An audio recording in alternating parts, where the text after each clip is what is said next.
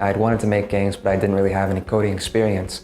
I'd used some visual scripting tools like Construct2 and Click and Play to make some simple projects. I made one that got a really good reception called My Garbage Cat Wakes Me Up at 3 a.m. every day, which is a autobiographical game about my cat waking me up at 3 a.m. every day by knocking stuff over in my apartment. And it got a really wonderful reception, and people were sharing it everywhere, and it was super exciting to see my stuff being shared around, and I wanted to take it further, but didn't know how to really do that. Playcrafting was having this really great free info session about the Unity course.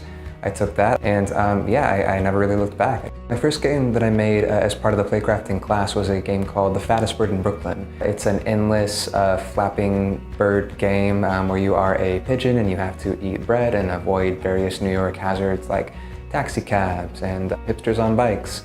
It was a really, really fun project. I learned a whole lot with it, and I actually put it out on the App Store after I released it, and it was such an amazing experience kind of seeing that come together from just being a project I poked around at in class to a thing that I saw people downloading on their phones and playing. I made a game that I released last year called Pet the Pup at the Party, which is about being at a house party where you don't know anybody and you have to find the dog to pet before the timer runs out. I've made a couple games for the people at Adult Swim. I made a game called Sidewalk Sidestep, where you are walking down a busy New York sidewalk and you have to step out of the way of people who are walking towards you and step in the right direction to avoid awkward encounters.